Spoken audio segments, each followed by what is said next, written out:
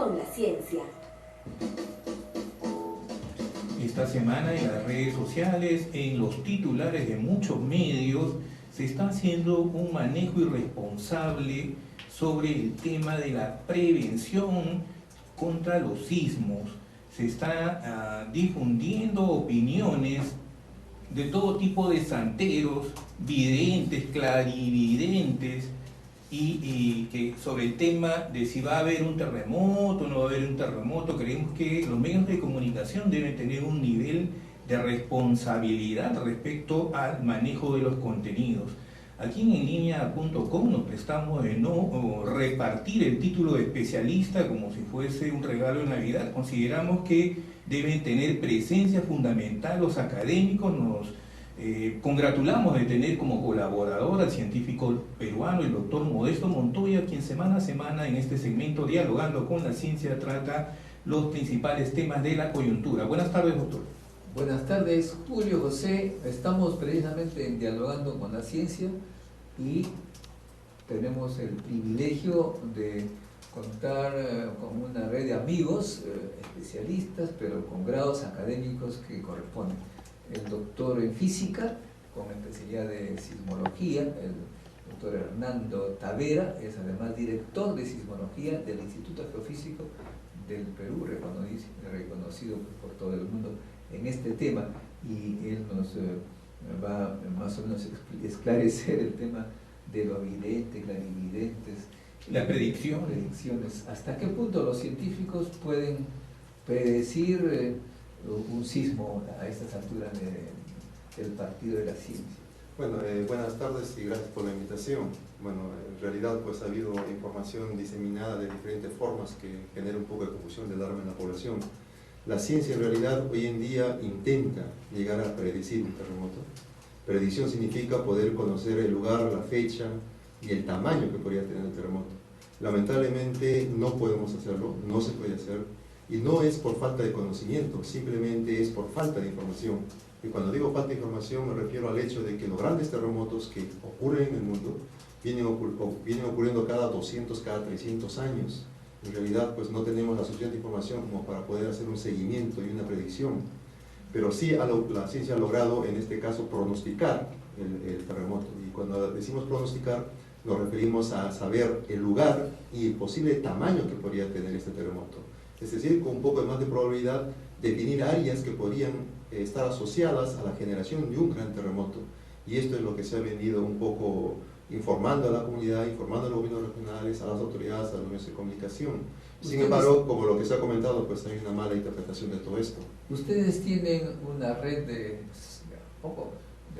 detectores, de sensores en comunicación con los satélites que miden el desplazamiento de cada punto, bueno, de algunos puntos importantes del suelo del Perú, desplazamiento contra Brasil, y eventualmente puede haber un regreso brusco que es un terremoto. Explíquenos un poco de... Bueno, en realidad ahora estamos con una red sísmica satelital que nos permite hacer un monitoreo más continuo y más seguro de la actividad sísmica en el país, pero también hay otro campo bastante importante que se ha desarrollado ya en nuestro medio, que es el control del desplazamiento de las placas utilizando mediciones de GPS, y es justamente estas mediciones de GPS sumado a la sismología, a la data sísmica que se cuenta, que nos ha permitido de alguna forma pues, identificar la presencia de estas áreas que podrían dar origen a un sismo en algún momento. Vivimos en un país de grandes terremotos, los sismos han ocurrido en el pasado, están ocurriendo y van a ocurrir siempre, eso no lo cambia nadie, es parte de la geodinámica de la Tierra, parte de la historia de la humanidad. Doctor Hernando Tavera, para la audiencia, un terremoto no es un proceso abrupto, inmediato, es todo un proceso preliminar que viene dándose en menores intensidades, que se monitorea a través de las diferentes herramientas que se disponen. Y en ese servicio, ¿cuánto apoyo tienen los científicos, los académicos peruanos respecto a inversión en equipos para monitorear esos servicios? Mire, en las diferentes conferencias o charlas que he estado dando, he estado haciendo notar la diferencia que existe entre la red sísmica japonesa, que son 800 estaciones satelitales, y la red sísmica nuestra, que con el apoyo del gobierno desde hace un año ya hemos logrado colocar 7 estaciones satelitales. 800 contra 7. Contra 7. Este año, a mayo o junio, vamos a implementar a 7 más, entonces tendríamos 14 contra 800, ¿no? Y obviamente esto marca la diferencia en la parte de conocimiento, en la parte de acceso a una información de calidad que nos permita trabajar, ¿no? Y aparte de eso está el hecho de que existe muy poco, creo que es sabido, ¿no? Que existe muy poco apoyo a la investigación, y eso hace que nuestros jóvenes investigadores siempre busquen el mercado extranjero para poder desarrollarse, ¿no?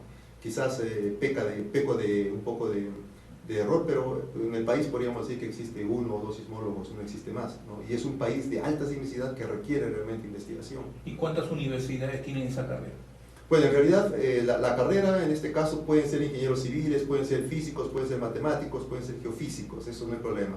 El asunto es lograr la especialización en el extranjero, ¿no? Que es donde está la escuela de vanguardia en este campo de investigación, ¿no? Ahora esta red japonesa permite, en cierta manera, evitar muertes, tengo entendido. Explícanos un poco. Bueno, en realidad esta red japonesa lo que ayuda es de alguna forma a alertar a la población que está un poco alejada de la zona epicentral o de la zona del sismo, alertarles de que les va a llegar una onda sísmica, ¿no?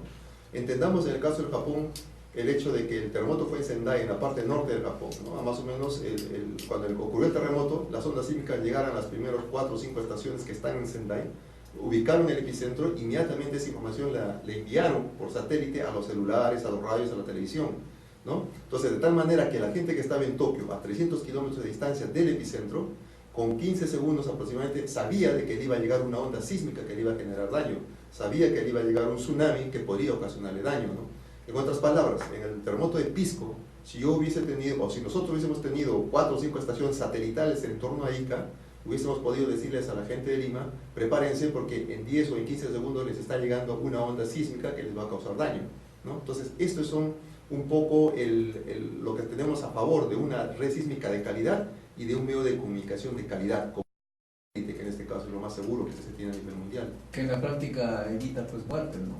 Exactamente, no se trata de eso, ¿no? Cuanto menos personas pues, puedan dañarse con el terremoto es Ahora, con el sistema de GPS que ustedes tienen, entiendo que pueden predecir, digamos, y alertar qué zonas de la costa peruana están, digamos, en riesgo de un terremoto importante. Claro, lo que hacemos es, con la parte de la sismología, identificamos lo que nosotros llamamos asperezas, que en este caso vienen a ser zonas que están acumulando energía, que tienen una alta probabilidad de generar un terremoto en algún momento, no estoy diciendo fechas, en algún momento. Y con GPS complementamos esta información y el GPS nos permite definir áreas de acoplamiento sísmico que también son áreas favorables a generar un terremoto en algún momento. Entonces, en el país existen áreas bien definidas, que en este caso son 3, que son las que hemos estado dando a conocer, ¿no? La primera, que envuelve al sur de Hilo, o sea, considera el departamento de Moquegua, Tacna y todo el norte de Chile, que junto con la comunidad científica chilena estamos trabajando en esto. Hay una pequeña área de 100 kilómetros aproximadamente que está frente a Yauca, que también está comprometida, y prácticamente toda la zona centro del Perú, que bien sabemos que no ocurre un terremoto desde 1746, son 264 años que se está acumulando energía que en algún momento tiene que liberarse. Doctor, en ese plan que todo lo prevé, todo lo programa, el gran oráculo, si ya tenemos identificado zonas sísmicas desde hace muchos años, ¿se ha planificado alguna inversión, alguna proyección para el área sísmica? El Centro Nacional de Planeamiento Estratégico va a presentar en los días que vienen el plan hasta el 2021 y algunos aspectos que tienen que ver con el tema que tú estás hablando, y nos valemos de la información que nos dan las instituciones acá presentes, y efectivamente se está previendo pues se va a demandar inversiones en campos prioritarios. Sobre el tema de la cultura de la prevención contra los desastres naturales, el sismo, tenemos como invitado en cabina al doctor Hernando Tavera, director del Instituto de Sismología Geofísico Peruano, en el segmento Dialogando con la Ciencia, el doctor Modesto Montoya. Esto es enlinea.com, RPP Noticias. Pausa y volvemos.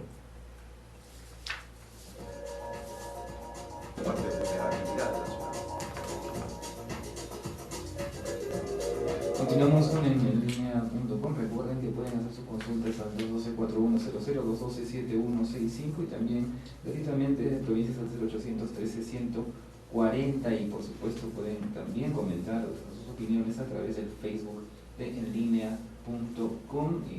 también no se olviden de darle me gusta para que puedan participar en los diferentes concursos que pues, anunciamos cada semana en el programa. Continuamos dialogando con la ciencia, tratando el tema Perú, país de sismos. Estamos con el doctor Hernando Tavera y por supuesto con el doctor Modesto Montoya. Hernando, conversando con la gente del CONIDA, me señalan que la Agencia Aeroespacial del Perú me señalan que puede utilizarse la ionosfera como sensor.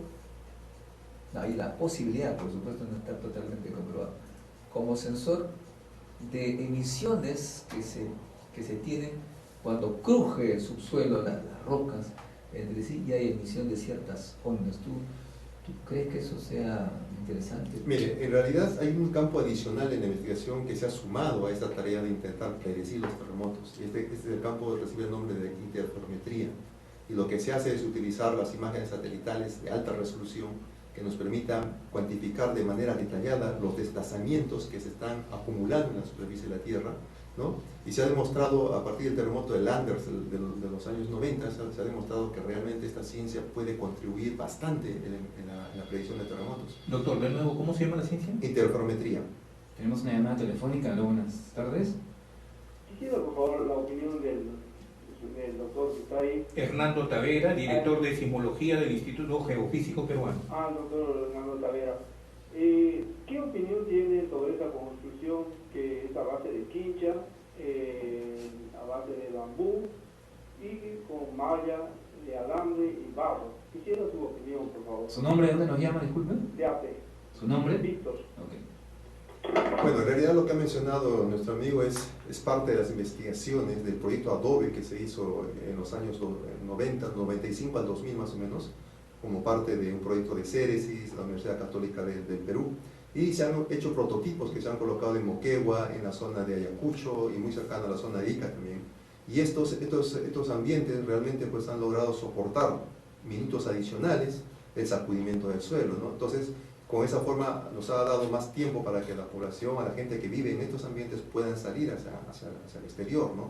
Incluso el de Moquegua, por ejemplo, sirvió de albergue para la gente que estuvo dañada por el terremoto del 2001, ¿no? Pero obviamente no todas las viviendas tienen esta particularidad. Atendemos una llamada. Buenas tardes, su nombre y de qué lugar nos llama. Buenas tardes. Sí, Amalia de Miraflores. Adelante, Amalia. Sí, quería preguntarle al invitado, en México el último terremoto no ha causado ningún destrozo ni muertes. ¿Por qué no esperar que eso ocurra también acá en el Perú? O sea, ¿es porque solamente ha sido de 7.9 o por alguna razón hay terremotos que son más devastadores que otros? Gracias. Gracias por su participación. Bueno, entendamos que cuando ocurre un terremoto, el suelo se sacude a diferentes niveles de intensidad. Y si las estructuras que están encima de ese suelo no reúnen las condiciones adecuadas, pueden colapsar, pueden dañarse. Una respuesta más directa sería el hecho de que en el año 85 México soportó uno de los terremotos más desastrosos de su historia. Y a partir de ese momento México comenzó una tarea muy tenaz en la educación, en la prevención y en mejorar las normas de construcción de su país y en desarrollar un control adecuado de las construcciones en toda la zona de Guerrero, que es donde ocurrió últimamente el terremoto, en toda la zona del DEP. El resultado de eso es lo que hemos visto pues, en estos días pasados, ¿no? Un terremoto de magnitud muy cercano al de Pisco, que prácticamente no ha producido ningún daño en personas. Ha habido daños moderados en estructuras, pero no en personas, ¿no? Y la idea es llegar a ese nivel. En el caso del Perú, en el caso del Perú, todos estamos acostumbrados a sorprendernos cada vez que ocurre un terremoto como si fuese la primera vez, y realmente no aprendemos de lo que hemos vivido. Parece que las viviendas de adobe y quincha, como las que se tienen en Pisco, no pueden soportar un sacudimiento con intensidad del grado 7 en intensidad de Mercalli. Pero las entidades del Estado que se encargan de monitorear, certificar las construcciones, de validar el subsuelo, de hacer un estudio de construcción, vemos que hay cantidad de espacios de vivienda multifamiliar que no se certifica la construcción, la calidad del acero, la condición del cemento. Se supone que deben pues, llevar a la UNI una muestra para que la UNI certifique. En las obras públicas tampoco. Mire, en realidad yo creo que las grandes empresas que construyen están un poco ceñidas a la normativa. El problema es toda la población que vive en torno a la parte central de Lima. Aquí estoy excluyendo a la parte histórica de Lima, la parte histórica del Callao, que prácticamente todas las viviendas son de Quincha, ¿no? De que han pasado el terremoto 74, pero han sido bastante dañadas. Y el otro problema, es, según mi criterio personal, es de que carecemos de una ley de uso de suelo. Si hubiese una ley de uso de suelo, quizás podríamos desarrollarlos de manera más adecuada. Doctor, por ejemplo, en las redes sociales cuando ocurre algún tipo de sismo, normalmente ya, como usted menciona, las personas se acostumbran a algo, ya todos estamos acostumbrados a ver que va a haber un sismo, un terremoto, es en el sur, ¿no? No va a pasar nada en Lima, todo pasa en el sur, ¿no? ¿Qué probabilidades hay, bueno, de que ocurra no solamente pues siempre en el sur, sino en el centro de Lima? ¿Y cuáles serían los distritos que se verían más afectados? Mire, en realidad ya lo hemos comentado hace un momento, ¿no? Pero desde el punto de vista técnico, podríamos decir de que existe un poco más de probabilidad de que ocurra un gran sismo frente a la costa de Lima, en que no estamos hablando Callao y Lima ciudad, estamos hablando toda la costa del departamento de Lima. Existe un poco más probabilidad para 100 kilómetros frente a la localidad de Yauca, y desde la ciudad de Hilo, Moquegua, Tacna y todo norte de Chile hasta Antofagasta, son las zonas que la comunidad científica está abocada a investigar, está abocada a instrumentar, porque reúnen las condiciones para generar un sismo bastante grande en algún momento. ¿Y cuál sería, digamos, el límite que Lima podría resistir en el grado? Mire, yo pienso que todos deberíamos mirar un poco lo que ha pasado en Pisco y proyectarle eso a Lima. ¿Cuántas viviendas de Quincha han caído en Pisco? ¿Cuántas de esas viviendas tenemos en Lima? Es suficiente respuesta para eso. ¿En qué zonas de Pisco, por ejemplo, ha habido suelos con licuación que ha generado destrucción de las viviendas, colapso de viviendas? En Tambo de Mora, por ejemplo, que el agua estaba prácticamente a 10 a 15 centímetros del subsuelo. Aquí tenemos Ventanilla, que está completamente regado de esto. El Villa El Salvador, que está pegado a la costa, ¿no? Las zonas arenosas, ¿no? ¿Dónde están los ríos construidos en suelos arenosos? ¿No? En la ladera de los cerros, en la ladera de los ríos, ¿no? Entonces, estas zonas son realmente, pues, tienen un poco más de condiciones para ser dañadas cuando ocurre un terremoto. Y sobre todo, digamos, los distritos en donde las viviendas suelen tender de manera vertical, ¿no? Hay muchas, y no tienen un límite. En San Juan del Lurigancho hay muchas viviendas de 3 o 4 pisos que no tienen muros de refuerzo, que no tienen paredes adecuadamente diseñadas para la construcción, ¿no? Y esto obviamente falta normativas, falta leyes que prohíba esto, ¿no? Y no se está cumpliendo en todo caso, ¿no? Ahora hay un edificio que se está planeando hacer de un número de pisos mucho mayor que el más alto del Westin que tenemos. ¿Conoces eso? No sabía. ¿Cuántos pisos? El número me Parece parece que increíble, el ingeniero quiere pero completar parece algo. que quieren duplicar el tamaño del Westin. Atendimos una llamada. Buenas tardes, su nombre y de qué lugar nos llama. Le hablan de aquí de ATE. Su nombre, por favor. Víctor, nuevamente. Mire, quisiera hacer una consulta al doctor Tavera. No sé, el Congreso dio una ley para que las empresas constructoras no consultaran ni al Colegio de Arquitectos. Y ellos, bueno, según escuchar los comentarios de ellos mismos, de que no hay un estudio de mecánica de suelos. ¿Le han pedido la opinión al doctor Tavera los señores congresistas o ellos han dado esta ley por su cuenta? Muchas gracias. Bueno, mire, en realidad existe estudio de suelos básicamente para la zona de Lima y los distritos que están a lo largo de la costa. Este año, el Instituto Geofísico del Perú ha obtenido un proyecto del gobierno que se conoce como PPR, Proyectos por Resultado, para hacer estudios de zonificación de suelos en 4 lugares o en 4 distritos de la cuenca del Rima. Estamos trabajando en Chosica, estamos trabajando en Chaclayo, estamos trabajando en Huaycán y estamos trabajando en Carapongo. Para fin de año tenemos los resultados de esto, ¿no? En la parte de ATE solamente nos hemos abocado a Huaycán porque es una zona muy crítica de este distrito, ¿no? ¿Y en Pero, caso de provincias? de provincias son muy pocos los estudios, los inició la Universidad de Ingeniería en algún momento, ¿no? Pero obviamente ya no tanto debemos esperar que el gobierno central se aboque a este tipo de necesidades, sino los gobiernos regionales deberían preocuparse. ¿En el caso de Ancash, por ejemplo, para aprender la experiencia anterior? Mire, quien le habla, por ejemplo, personalmente he conversado con la gente de la Municipalidad de Arequipa, ofreciéndoles el servicio de mi institución para hacer este tipo de estudios. Lo único que queremos es de que financien la logística del estudio. Y esto lo puedo ahora que lo estoy conversando, lo hago público para cualquier distrito o para cualquier ciudad del país que requiera de un estudio de suelo. Lo único que necesitan ellos es subvencionarnos el gasto logístico. La parte técnica es gratuita en este caso, el estudio se hace gratuito. Pero eso lo pueden asumir vía presupuesto participativo. Incluso los niveles de mancomunidad ahora tienen proyectos multisectoriales. Pueden hacerlo, pueden hacerlo. Lo que quiero decir es de que el instituto como institución no tiene el presupuesto adecuado para desarrollar investigación ni para hacer la aplicación de los conocimientos para la sociedad. Pero sí podemos esperar que los gobiernos regionales, que los municipios de cualquier ciudad del país se acerquen a nosotros y se nos digan, mire, tenemos el dinero, háganos el estudio. Y técnicamente tenemos todo el conocimiento y todo el personal. Y no esperar un día después de, ¿no? Exacto. Eso es lo que va a suceder, ¿no? Va a ocurrir el sismo y el día siguiente van a tratar de... Mire, con esto de decir de que va a haber un sismo, lo único que estamos haciendo es decirle a la sociedad, no se olviden que vivimos en un país altamente sísmico y un sismo tiene que ocurrir. Preocúpense de sus viviendas, preocúpense de su entorno, ¿no? Y las personas simplemente están alarmadas porque creen de que el sismo va a ocurrir mañana o pasado. Y que no se es trata de eso. Atendemos una llamada. Buenas tardes, ¿su nombre? ¿De qué lugar nos llama? Buenas tardes, soy el señor Luis, llamo de la ciudad de Ica. Adelante, Luis, usted que está en Ica, a ver, cuéntenos cómo se ve la cosa desde ahí. Justo los últimos comentarios del doctor Saavedra es la preocupación que si sabemos que va a haber un sismo, está dentro de los procesos de año, sé que existe, o no sé si es cierto, esa es la pregunta, existe sensores entre la hora primaria y secundaria, puede prevenir más que todo vidas humanas, ¿es cierto esto? Sí, les que han comprado a nivel internacional una licitación para prevenir entre la onda primaria y secundaria de 20 a 30 segundos para prevenir muertes. ¿Qué es cierto? Gracias por su participación. Bueno, en realidad hay en el mercado un sensor que funciona bastante similar al sensor que tenemos en los vehículos para que funcione la alarma por si lo quieren robar en este caso, ¿no?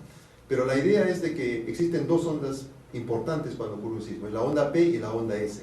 La onda P viaja más rápidamente que la onda S y la onda S es la que destruye las estructuras, la que causa el daño. Entonces, cuanto yo más lejos estoy del epicentro, la diferencia de llegada entre estas dos ondas es mayor. Y cuanto más cerca estoy, es menor. Entonces, supongamos de que yo tengo este sensor en Lima y lo tengo en Ica, y ocurre el terremoto de Pisco, el tiempo que hay de Pisco a Ica es tan corto que prácticamente el poblador no va a tener tiempo de ponerse de pie, así suena la alarma. Pero la gente que está en Lima sí va a tener el tiempo, porque tenemos 300 kilómetros, tenemos como 15, 20 segundos antes que llegue la onda que destruye, entonces sí podemos ponernos a salvo de alguna forma, ¿no? Frente a esta onda de especulación, onda sísmica especulativa en los medios, hemos querido dar un aporte científico, académico, con personas académicamente formadas, tituladas en el tema. La participación del segmento Dialogando con la Ciencia a cargo del doctor Modesto Montoya, en esta oportunidad con el doctor Hernando Tavera, director de sismología, hemos querido contribuir, reforzar el tema de la cultura de la prevención. La cultura de prevención no pasa por llevar prestidigitadores a los medios, a que hagan sus especulaciones, darle tribuna, titulares, fotos. Creemos que este es un tema donde la ciencia y la tecnología tiene un aporte invalorable. Precisamente el Ministerio de la Ciencia y la Tecnología todavía sigue esperando el compás de espera de su promulgación. Agradecemos su participación, doctor. Me falta nomás decir que las universidades tienen que trabajar en esto y justamente el Centro Nacional de Planeamiento Estratégico este jueves 29 de marzo será la oportunidad para que las universidades estén presentando sus mejores proyectos y se espera que sean también relacionados con el sismo. Dicho sea de paso, el encuentro científico internacional que estamos organizando con enlinea.com llevará el nombre de Alberto Giesecke, que es precisamente uno de los fundadores de este instituto, el IJK. Agradecemos la participación en el programa. Recuerden, regresamos el día de mañana a las 10 de la noche en enlinea.com. Se despiden de ustedes, José Fuertes y Julio Santos. Hasta mañana. Chau.